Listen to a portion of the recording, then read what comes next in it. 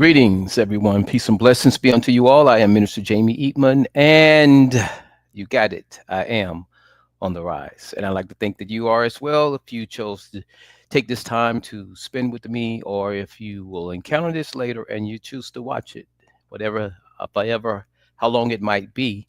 Let's consider that it's time we spent being on the rise. On the rise is about educating, motivating, and inspiring minds, hearts, and souls to rise above life situations and circumstances. We begin each program with prayer.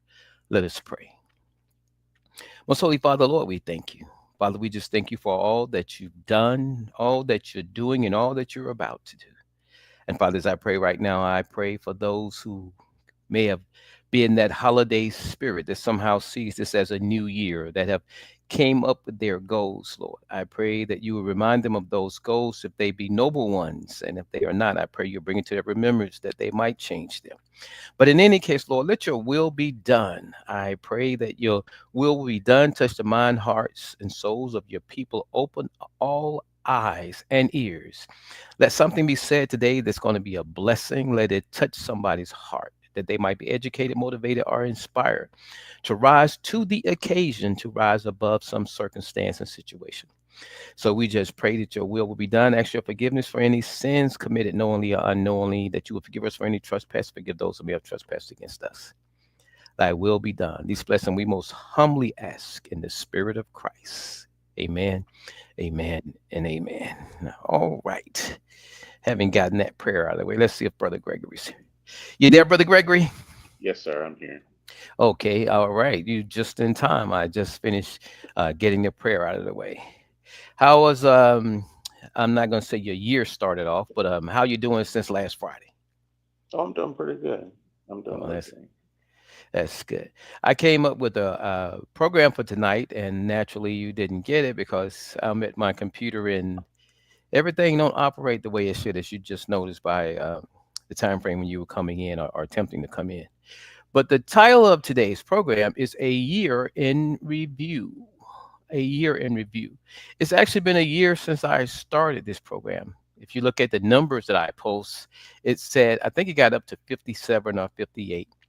And that's because it didn't start in January.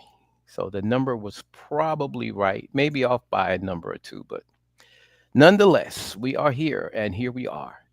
So, a year in review. What does that topic bring to mind?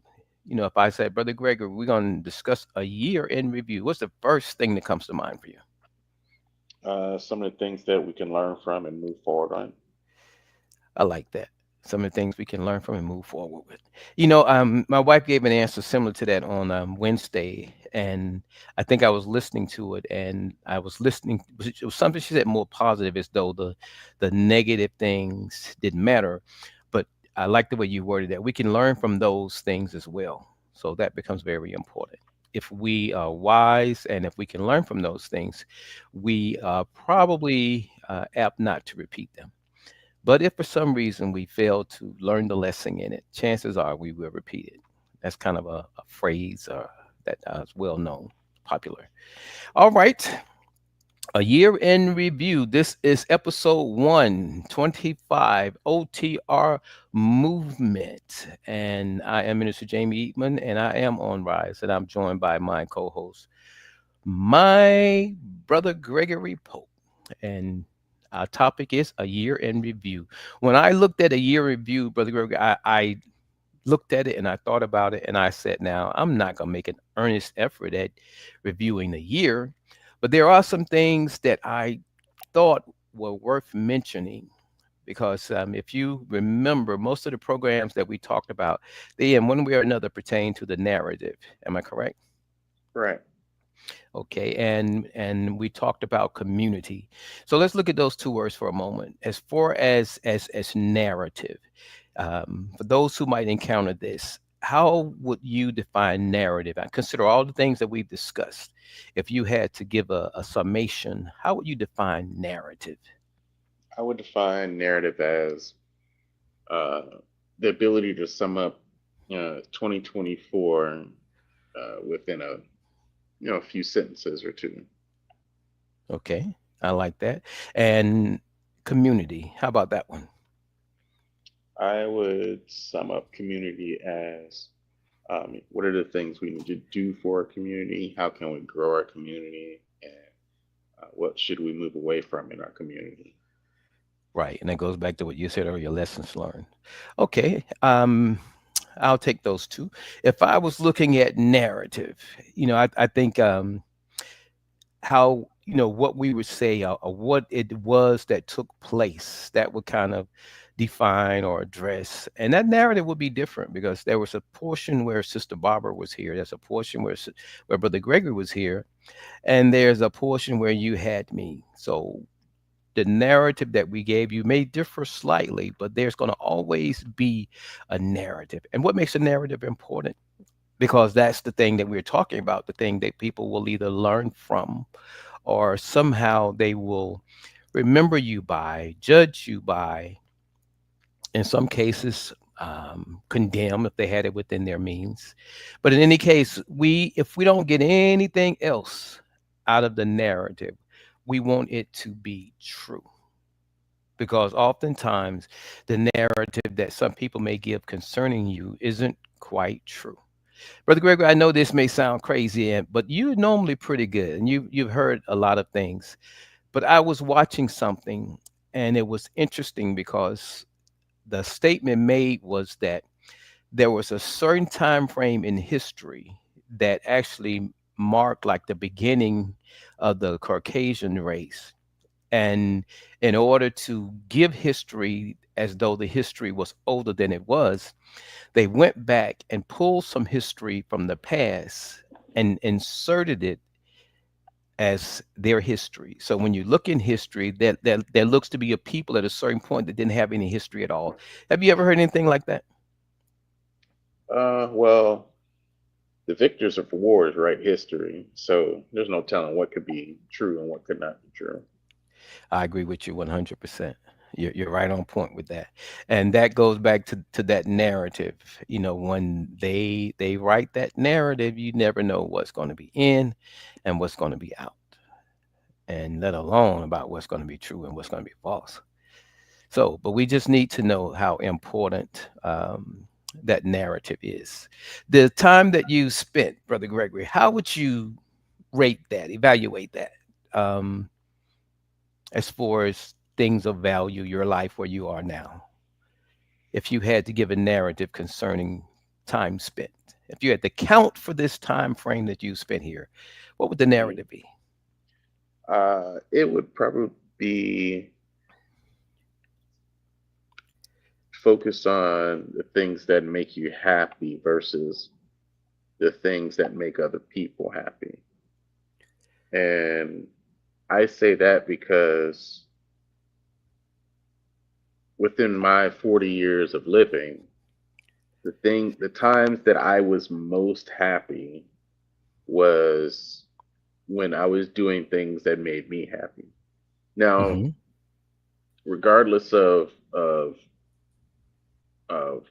what I had to do to get happy, just the act of doing things that make me happy, even some of the simplest things, some people look at it very bizarre, like, how could you do that? That don't even sound right. But it made me happy. It wasn't harming nobody, wasn't doing nothing wrong to nobody or anything, but it made me happy. Like, prime example, a few years ago, my nephew, he was probably about 2 or 3 at the time, and we spent about 3 or 4 hours just playing with Legos in the living room floor. That made me happy. It, Hmm. I have nothing else to do that day. He asked me if he could play with some of his Legos. I said, sure, I'll play with your Legos. And we had a ball. We built the whole little city and everything, but it made us happy. And, when it came time to clean up all the Legos, he had no problem. He was happy to clean up the Legos because he understood that when it got time for him to eat and he said I'm hungry, he knew that we had to clean up these Legos first. But it made me happy in that moment. Even something as simple as that, somebody else could look at that like, well, shoot, I ain't got time to be playing on the floor with the Legos and this, that, and the third. Well, I made time for my nephew, so it made me happy. And I would encourage people in the future, do what makes you happy. Just don't worry about what anybody else thinks. Just do what makes you happy. Right. Okay. Brother Gregory, I love your answers, and the reason I love them is because, when it comes down to community narratives, they usually will differ depends on one's perspective, and I love your commitment to, as you say, to self preservation, and I love that because if you're not happy, it's gonna be hard for you to make somebody else happy. Very true. And as I was saying that, the words happy just tripped right over my tongue. That's a conversation my wife and I used to have. She was big on the word happy, but Hmm. I would always emphasize joy because when it comes down to happy, I look at that as being more of an emotion. And there's nothing wrong with emotions because we're all going to have them. Hmm. But when we get to a place where we kind of look at where we come from and where we're trying to go. For me, it's more of a spiritual place. So when I think about the time spent trying to be happy, in some instances, it takes me off the spiritual path because there's been some people that have meant me harm, and I know they did, but I had to deal with them. And did it make me happy to deal with them? No. Did it make me joyous? Yes. Because as when I was trying me and I was doing the things that made it challenging for me, it brought me a joy. And those two words there, would you say there's a slight difference in them, or how would you define the difference in those two words, joy I, and I happiness? would I would definitely say joy is more of a environment, more of like what you're living in that moment could be joyous, like in its environmental versus an emotional thing. Right, And being happy, like I explained, for me, it can pass within a few hours. right, Whereas, when you have joy, you're living in your joy in that moment, and that joy could last even when you're sad. When you start to feel sad about something, or somebody say something to you makes you feel sad, you said, but I have joy and I'm in joy because you're in that environment. hmm, So when someone says, you know you can't take my joy, meaning you can't change your environment. right, right. And I like the way you said that because what I hear is happiness is good, but joy is lasting. So if you happy, good, you happy, but the Hmm. joy isn't necessarily absent because you're not happy. And I think that's something that a lot of people need to really grasp because there'll be a lot of unhappy days. If we go through life and we have these desires and these wishes and things don't go our way, or we watch the wrong go ahead of the right, there's going to be a lot of things in time that you'll see that will influence your happiness. Hmm. But you, as you stated, you can't let the enemy take your joy because we already know it says that he comes to steal, kill, and destroy. Well, one of the things that's most desirable to steal is your joy because it's not a simple thing to take. It's easy to interrupt your happiness. You could be laughing at something and someone comes back with something sarcastic, and that just took your little laugh, your little happiness away. But they couldn't steal your joy because you already know this is the prize and this is what I have to defend. So I have to hold Hmm. on to this at any cost. That's the joy thing. So let's talk about well, before we go on, I put the narrative first because when the program actually began, that was the first conversation we had, the narrative. And the narrative began, believe it or not, it dealt with prosperity, not from a perspective of money, but it did pertain to money. One of the things that was highlighted, Brother Gregory, was a sister, I think it's Maggie Anderson. And I think she was speaking, she was on TEDx. There's a TED program that people are on, and there's a TEDx. So that's two different programs. she was on TEDx and she was speaking. She was talking about the year that she lived black. She was committed to buying, selling, and everything else uh, black within the black community. And what was interesting, she identified some things that are very important as we go into the future. So as we touched on that narrative and I reflect upon we doing a year in review, that narrative aspect there is going to end up coming up in 2025 because we've been doing a lot of looking at things. Would you agree? Yep. So now it comes a point in a time where we must try to be about something a little different. And that's going to be the challenge in the year coming up. And that's going to prove interesting. And the reason I say that is because, many times we're doing something.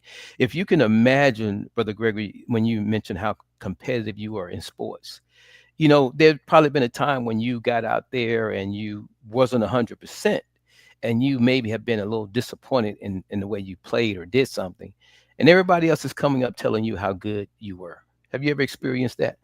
Yes, I So when you have days like that, you know, that is where you have to really judge it for yourself, because those people that come, if you won, you're going to be the hero, but how much you gave, what you didn't.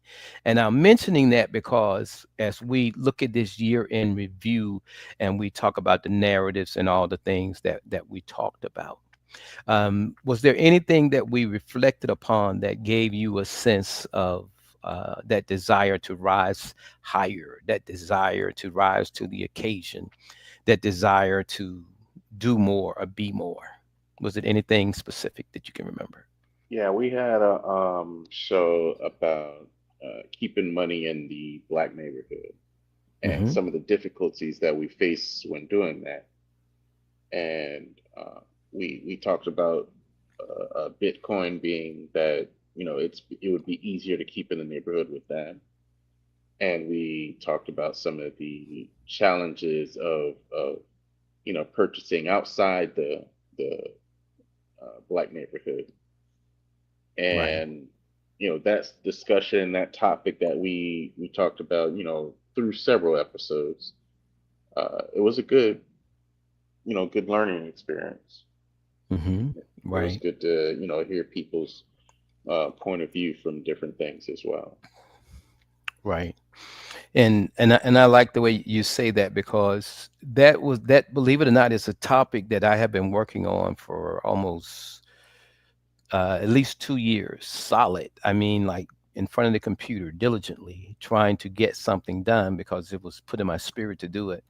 And I've touched on it briefly, but as we go into 2025, I mentioned earlier about all the things we've talked about, but and now it's time to do some of those things. So that will be one of those things. But that's something for me, Brother Gregory. I don't know if you remember this. We was having a conversation, and you made reference to change and how there needs to be someone to make the change and be the change. And you said something that stayed with me. You said, and you may be that person. Do you remember that? I can't recall off the top of my head. Okay. And you probably wouldn't. Usually when I listen to people, I'm listening, and when I hear something said to me, I usually don't just listen to Brother Gregory. I listen to what Brother Gregory says. And there are times when Brother Gregory is speaking to me, and there are times that the Spirit is speaking to me. And that was one of those spiritual things. So when you made that comment, it has stayed with me that in this season of change, that I am supposed to be a part of it. There's some things that have already been in my hand that you wouldn't have known, but they were some things I was working on that if I am going to be successful at them and be obedient at them, it will either bring about a change or I will spend a tremendous amount of time trying to bring about that change. So Hmm. I can't say that it will be because I can't predict the future. All I can do is be obedient. So as it unfolds, I will be that one of those agents of change, because I believe that there's many of us. And one of the biggest things with us as agents of change is there's something that we don't do enough of. Any idea what that something is, Brother Greg? The thing that we don't do enough of, we agents of change. What do you think that would be? I would say consistency. It's Consistency. a lot of people that say and do one thing when people are looking at them, but when people are looking somewhere else, all of a sudden they get quiet. Mm-hmm.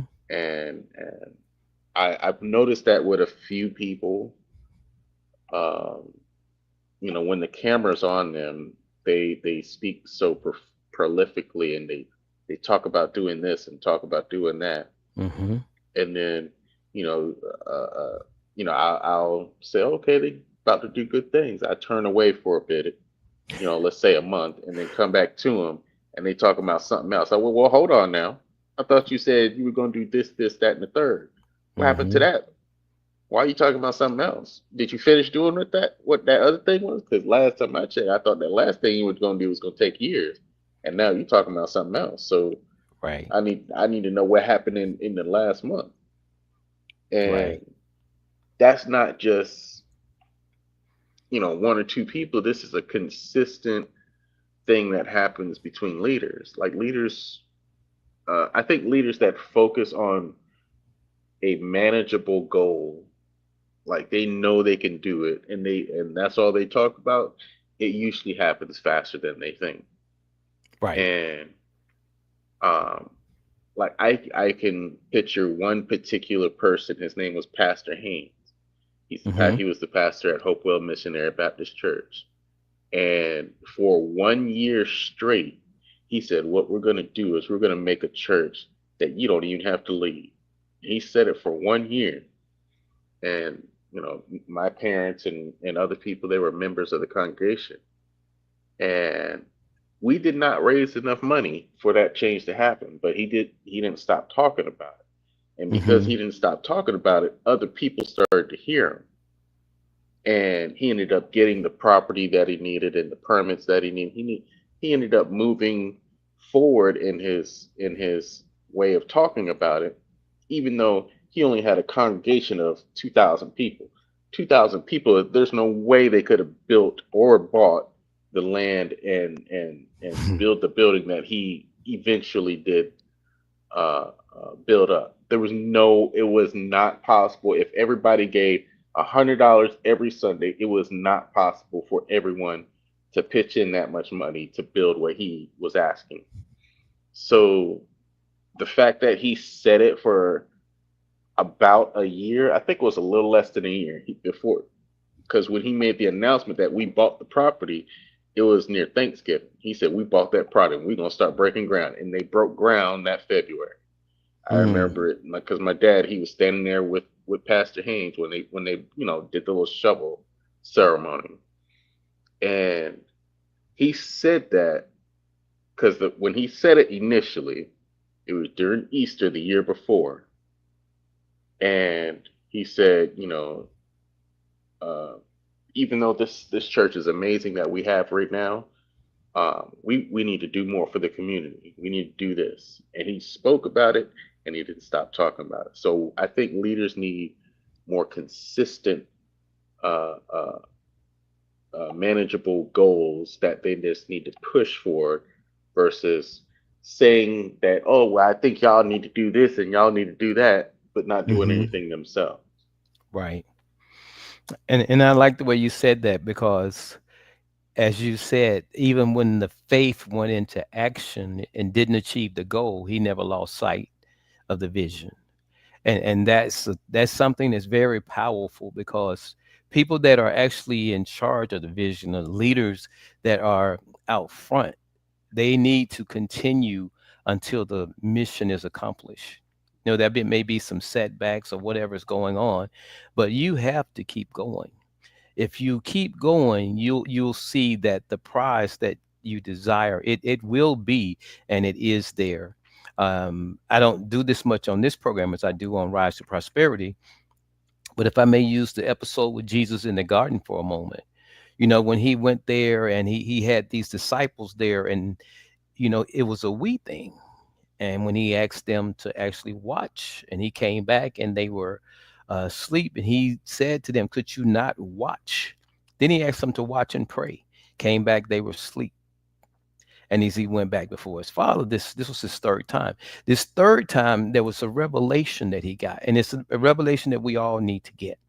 If God has given you something to do, He's given you basically the opportunity to do it. And if you rise to the occasion, that occasion belongs to you. If you're surrounded by people that's going to help you get to your destination, that's going to help you rise above your circumstances and situation, you're blessed for that. But even if you're not, that thing that you have been called to do, it's like this cup he was talking about. If it be possible, remove this cup from me. But nevertheless, if we have that nevertheless, we quickly get beyond what it is that we want, because that nevertheless entertains the things that are asked of us versus the thing that we're asking for. So when we get that nevertheless in our lives, when we encounter the obstacles, nevertheless, we're going to march right over them. Nevertheless, we're going to march right on around them. Nevertheless, we're going to stop here and pray. And when we're done praying, we're going to rise to our feet and we're going to continue our journey. So that nevertheless becomes very important. But when I asked that question, Brother Greg, I had the thought communications, and you touched on it, because everything is really about communication. Write the vision, make it plain so those that get it can run with it.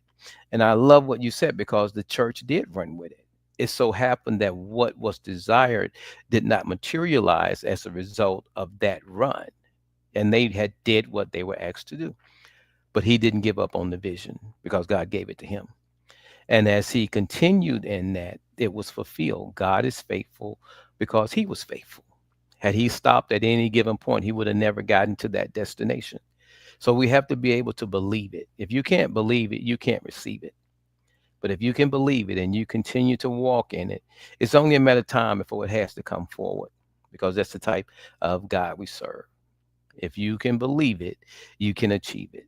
Not because I'm saying so or that's some worldly cliche, but that's what the word says. If you put your faith in him, and that old saying, you take one step, God will take two. No, it ain't necessarily about two. He may take the whole territory that you're in. So it ain't about steps. But if you will do his bidding or his will, he will make sure that you're accommodated or rewarded for your obedience. So that becomes very important. But for me, the word is communication, because as leaders, individuals, and responsible for God's people, the the communication becomes very important. How can a person come unto God except they believe that He is? And faith comes through hearing, and hearing through the Word of God. That's communication. So how can one basically do that, preach or teach, if except they be sent? And that's a communication as well, because if you think about Jesus's comments were, the things I say are the things I have heard, and the things I do are the things I've seen. So when we get to the point where we are ready to rise to the occasion, there's some things that we're going to be equipped with, and everybody else won't be able to see them. Some people are going to sleep on you, but you don't want to spend too much time concerning being concerned with them being asleep, because the longer that you are concerned with them being asleep, the longer, should I say, the more prolonged your little circuit will be.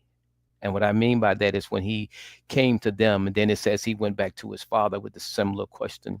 He came to them and he went back to his father with a similar question. It wasn't until he began to realize that there's something that God gives us to do when we relate to God as who He is in our life, and kind of get a feel for who we are to be to Him. It establishes a relationship. And based on that relationship will determine how far we're willing to go, what it is we're willing to do, where our faith ends, when we are willing to stand. And once we get all those things there ironed out, it may be your husband, your wife, your child, your neighbor. They may not be willing to do or go where you are willing to go. They may not be able to stand when you're willing to stand. But if you're obedient, your reward is there. And not only your reward, because usually when you're given something to do, it isn't solely for you. If you think about the whole concept of Jesus there in that garden, it sounded like it was about him and his father those three times, him and his disciple those three times, him and the guards when they did all the things they did. But ultimately, it was about his obedience to his father.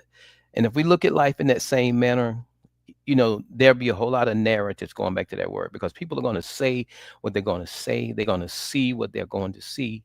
But only those who have eyes to see will see, and those who have ears to hear will hear. The Bible has already told us there are some that have eyes but can't see, have ears that can't hear. But if they are within our sphere of influence and we have an opportunity to speak to them, we should be able to speak life into them. And if not, at least sow something that someone else might be able to water. So communication for me is a very big thing. I want to share this, Brother Greg. I saw this online where one person, I don't think he was a pastor then, but he made a comment to another pastor that was a bishop, and they were talking about how the churches were not doing things in the community, how they didn't come together. And I like what they were saying because in reality, they were definitely a part of the problem because they were churches. And when you get to the point where you can call a problem what it is, you either part of the problem and a part of the solution. So for them to be a part of the problem because you're talking about the churches, and if you're a church, you have to see yourself as a part of the problem. Until you see yourself as a part of the problem, you're not going to work toward a change. But as I heard them speak, I was looking for that conversation because I wanted to respond to them based on it, but I never found that conversation. And it's sad, but one of these individuals, I text him frequently and barely get a response. And the other, I've gone by his church. I hadn't had a chance to have this conversation or that conversation with him, but I'm hoping that I do. Because when people are observant enough to say and see things like that, not everybody sees that. Not everybody observes that. And the ones that do are usually the ones that have a hand in changing it or doing something different about it. So again, communication is so very important. I'm hoping for the opportunity to communicate this to these individuals. And I just pray that God gives me that opportunity because it lines up with some of the things that he has shown me. If we're faithful and if we are apt to communicate, the word says he'll bring us before people and he'll give us what to say in that hour. So I'm trusting that's going to happen. But for me, that word is communication.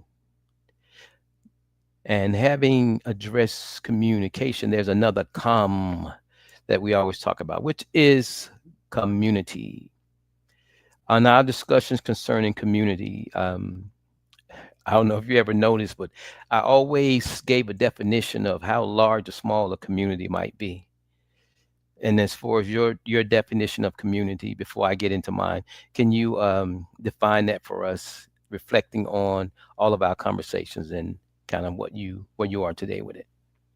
I would Community. say community is, what intertwines us. Sometimes it's just streets, but usually it's, togetherness of my neighbor, and how can I help my neighbor and how can my neighbor help me. That's usually what makes a community. And I definitely could say that, each community that I have been a part of, I've tried to, treat my neighbor as I want them to treat me. And each neighborhood that I've ever lived in my entire life, you know, I'm very certain my neighbors would have nothing but good things to say to me Hmm. and so it's like, what makes, even, you can have a neighborhood, that's just what, you know, people live in, but a community is when you know each other, is when you, know that, Miss Johnson, she got to, she has trouble pushing her trash out to the street, so I know I need to help her every 2 weeks to push that trash out to the street. That's what makes community. Right. Community is like the last neighborhood I lived in. The little boys knew I'm in a wheelchair, and they knew that if I wanted to get my grass cut, all they do is knock on my door, and I'll pay them 5, 10, $15 to, cut my little tiny yard. Hmm. And so, they didn't do it because they wanted to earn money. I gave them money because they wanted to do it. All right now. I love that, Brother Greg. That's powerful. That And is so, powerful. I feel like that's what makes community. Amen. I like that. That is powerful, and that kind of alludes to what we should be looking to find or hoping to find within our communities.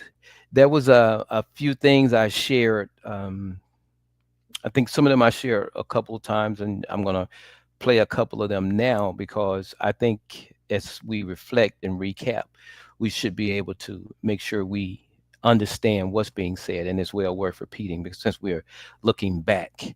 And one of them was this here, because as we're going into the future, we're reflecting but we're going into the future. So since we're reflecting, we need to make sure that whatever we are doing, that we have a blueprint going into the future. And this was the words of Dr. King when he was speaking concerning the significance of a blueprint. This is the most important and crucial period of your lives, for what you do now and what you decide now at this age may well determine which way your life shall go. And the question is whether you have a proper, a solid, and a sound blueprint. And I want to suggest some of the things that should be in your life's blueprint. Number one, in your life's blueprint should be a deep belief in your own dignity, your own worth, and your own somebodyness. Don't allow anybody to make you feel that you are nobody. Always feel that you count. Always feel that you have worth. And always feel that your life has ultimate significance. Secondly, in your life's blueprint, you must have, as a basic principle, the determination to achieve excellence in your various fields of endeavor. You're going to be deciding as the days and the years unfold what you will do in life, what your life's work will be. Once you discover what it will be, set out to do it and to do it well.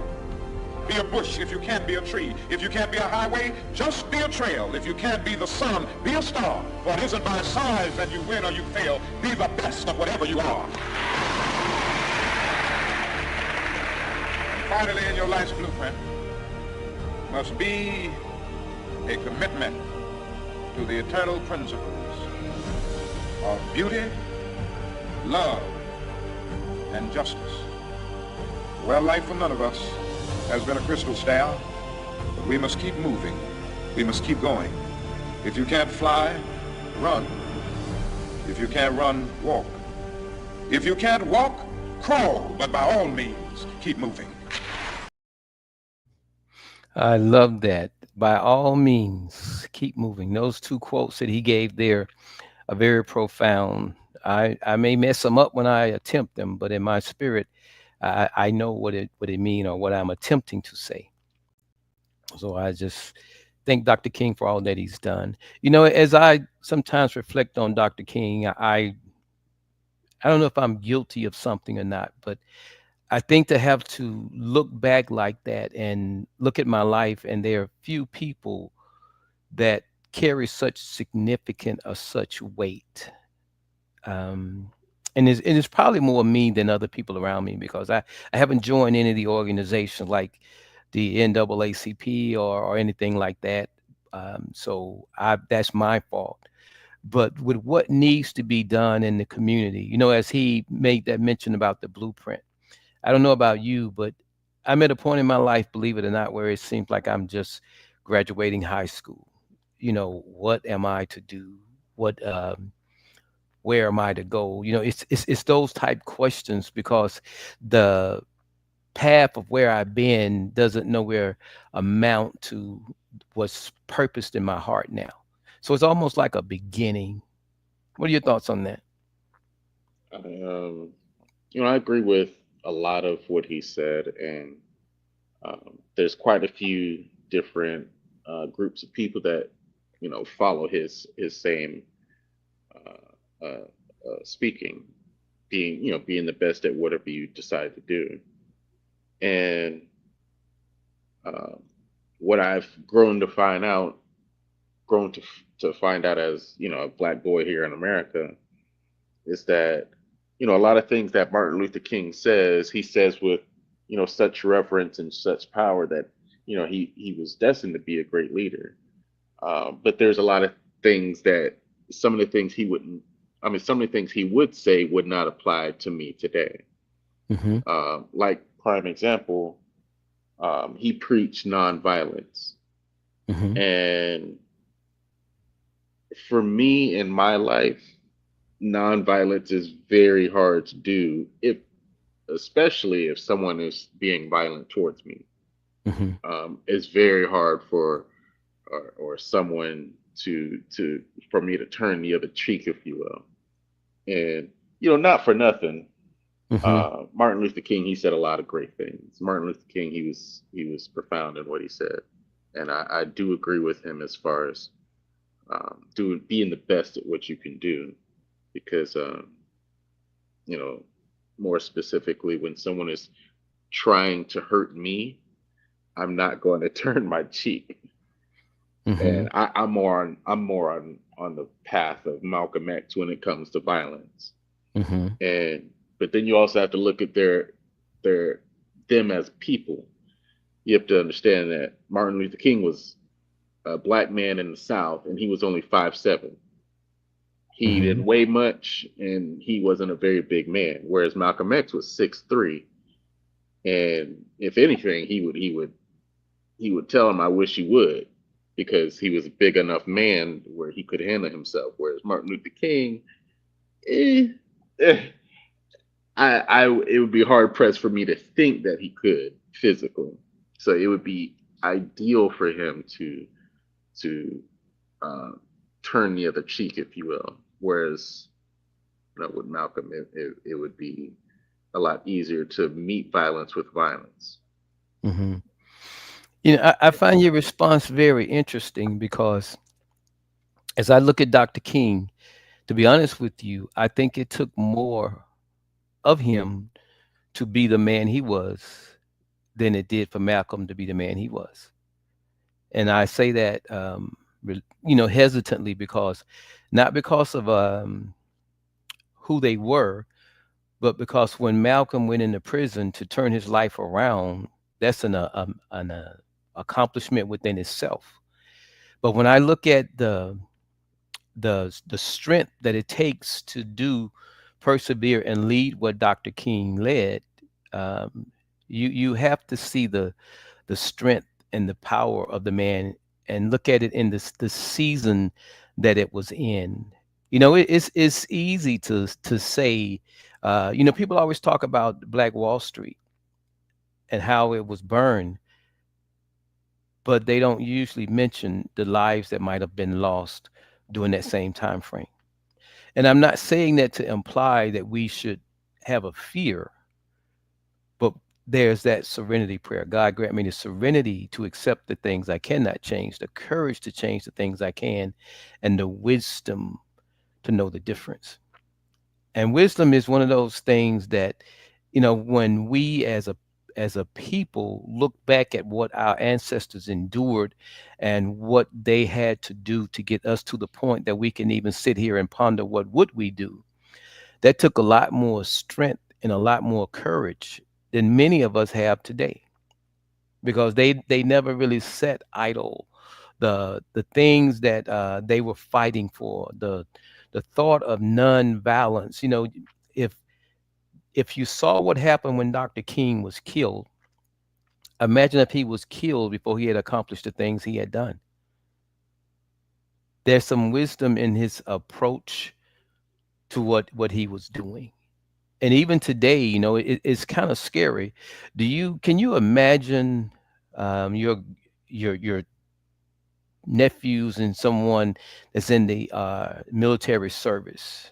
They've been collecting this check, and all of a sudden something happens in your neighborhood, and they are in your neighborhood with tanks, and they're in your neighborhood with weapons and all this and that.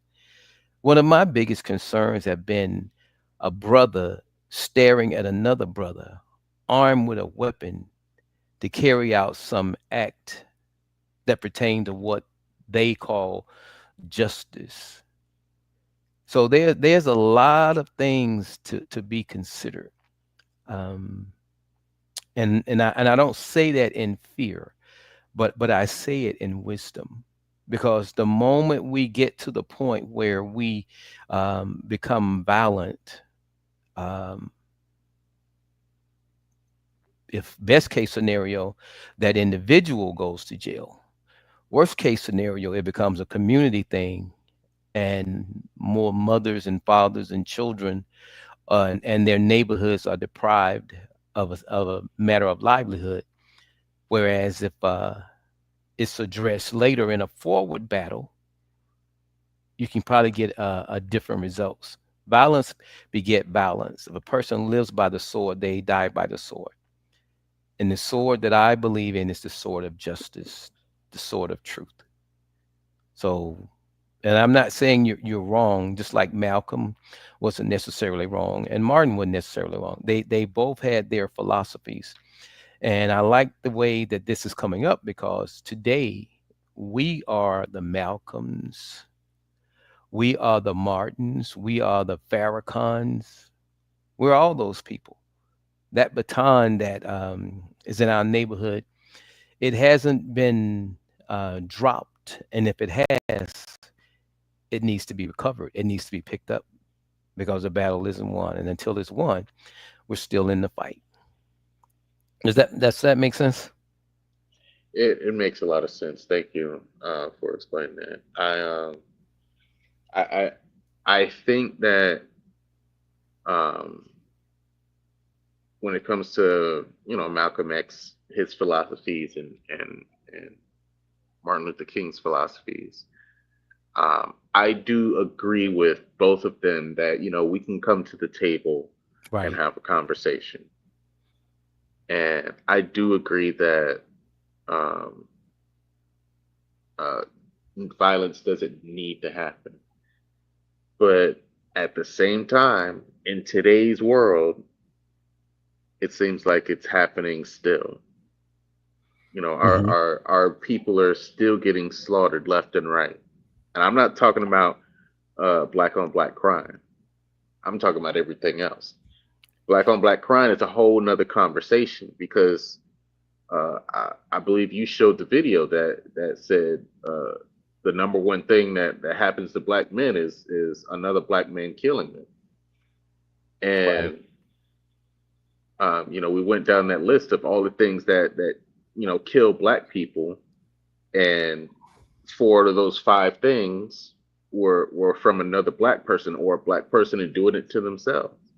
Hmm. And Right. so, what we have to understand as a people is that you should be tired of this. You should be sick and tired of all this just negativity that surrounds us.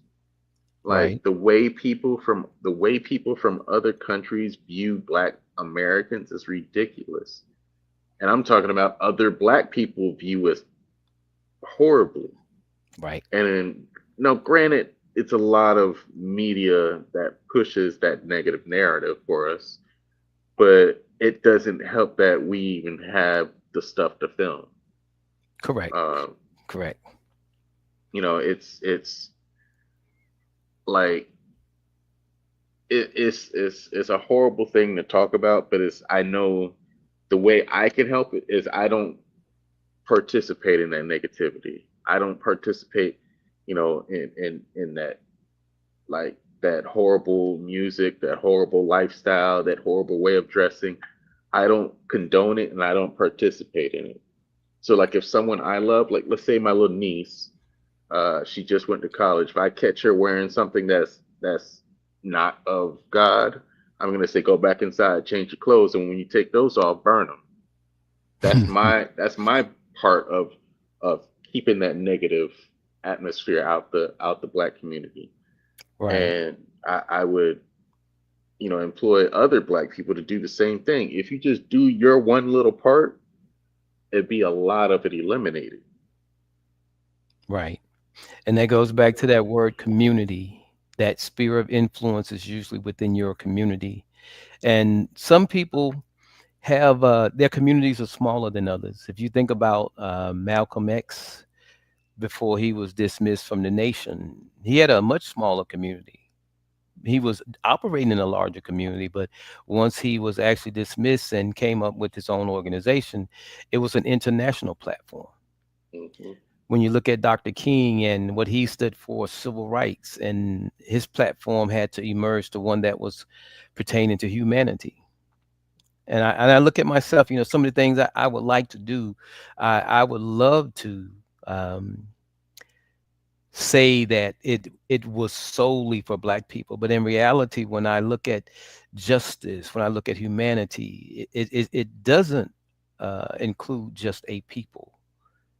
It includes a truth, and that truth is outweighs anything else that we might stand for or desire, which is why I think regardless of who ends up out front, there's a level that they're going to rise to. If you think about Brother Mandela, when he came out front to be president, that was probably one of the most challenging things ever. I think he had issues with his wife Winnie, who had been keeping the struggle going while he was actually incarcerated. But when he got out, he wasn't just leading a movement, he was leading a nation or country.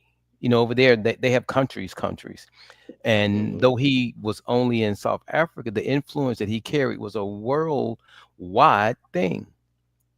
So when we answer the call, we never know the ground, the battleground, or the battlefield that we're going to be called to. So it's going to vary from one person to the next. But I pray that wherever we find ourselves, just as you said, that our actions indeed will be such that brings glory to our Father. And if it brings glory to our Father, it will bring glory to our people. That's just my take on it. Anything else on that one? No, that's good. Okay. All right then. I wanted to show one other video here, and I'm kind of caught between which ones I'm going to use. I'm going to go up here and show something here. Um, if I've been to Africa a couple times, and I'm hoping to go again, but if I don't, there's some things that will last me a lifetime, and I'm going to share this little video here, and I'll tell you why.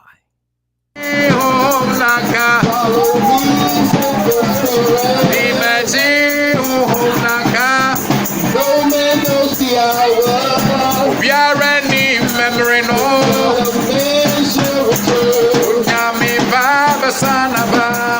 Follow me, said the Spirit. Imachi Unaka. I will lead you till it comes. Baby, do I need to say I will lead you till it comes. if you need to see so about Follow me, said the Spirit. Imachi Unaka. Follow me, said the Lord. Imachi Unaka. Follow me, said the Spirit. Imachi Unaka. Follow me, said the Lord. Imachi Nyaminaka. Follow me, said the Spirit. Imachi Unaka. Follow me. And what made that special to me, that was Isaac, the person I went to visit when we went there.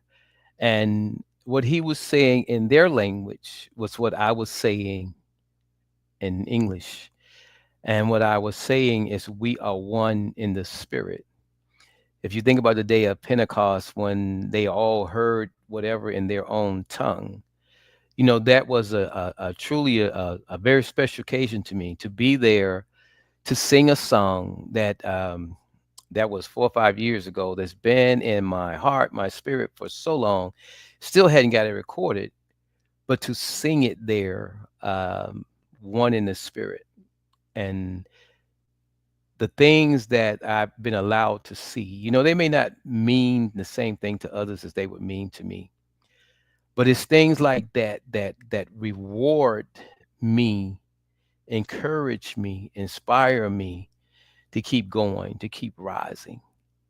So when I look over my life and I look at moments like this, and like right now we're having a year in review. This is the first conclusion of the first year of this program. It wasn't a pilot program. Said we were going to do it, and we did it. And as we approach this second year, there's some valuable things that we've learned, that we've touched on, that we're taking into that time frame. So I just thank God for it. I'm going to give my Emmy moment, and then I'm going to come back to you, and you can address whatever you want, and you can give us your Emmy moment. My Emmy moment is this. As you look over your life, you need to be able to look back and feel a sense of accomplishment with whatever it is that you have done, whether it was right or wrong. And the only way you're going to do that is to do the wrong thing with the right spirit, because then your intentions are good. You want to do the right thing. If you know better, then you do better. But if you don't feel okay doing nothing. Something is required of us. As a matter of fact, something is demanded of us. And the better our relationship is, and the better we can walk in, and the more we can pursue truth, the better able we will be to fulfill that. When I say I'm on the rise, I mean just that. I am on the rise, and to God be the glory. I thank you all for watching. I'm going to turn it over to my brother, and when he comes back, I'm going to close us out with a song. Go ahead, my brother. My Emmy moment is definitely the recap when you reminded me of all of it we've done, and in reflection of 2024, it was it started off a little rocky, but it turned out to be a pretty good year, and I'm continuing to move forward and push forward. Like I was telling someone I was talking to today, they like riding motorcycles, and hopefully in the future I'll get to get back on a motorcycle soon. And so one thing I used to always say is keep two wheels down, but always keep your head up high. Right. And that just means be safe, stay on your motorcycle, but always be looking forward, looking up ahead. Amen. Thank you, my brother. And we're going to go out with this song here, because as we, as I guess seasonal, enter in from one to another, just remember these words.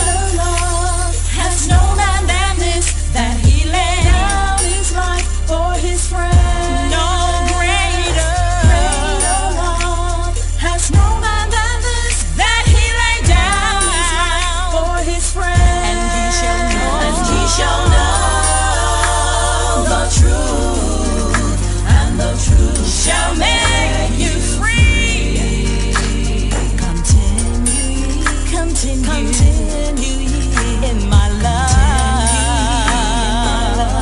Oh yeah, continue in my love.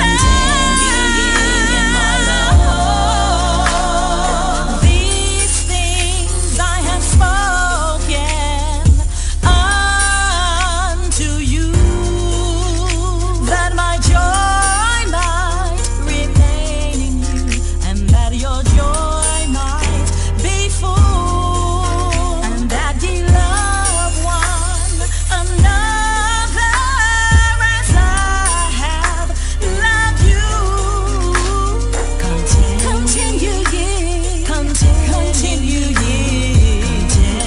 Continue in my love.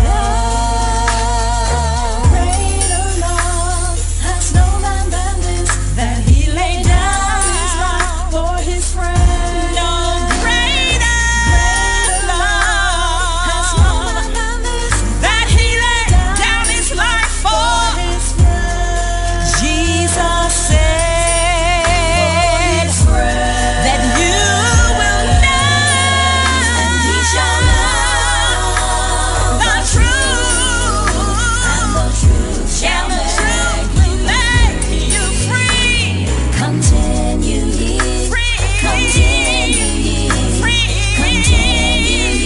in my love. You and you and you. Continue in my love. As a father has loved me, so have I loved you.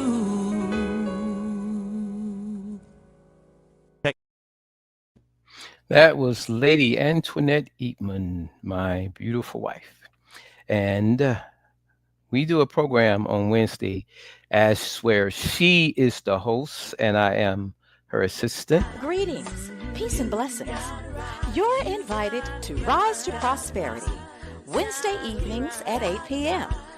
I, Lady Antoinette, and my co-host, Minister Jamie Eatman, would love for you to join us, our panelists, and our conversation room guests Wednesday evenings at 8 p.m. as we rise to prosperity. I told you I was on the rise, and she just validated. Again, thank you all for joining us. Look forward to spending next Friday with you all, but don't wait till then. Hope to see you Wednesday, 8 p.m. Wherever you found me today, look for me there Wednesday.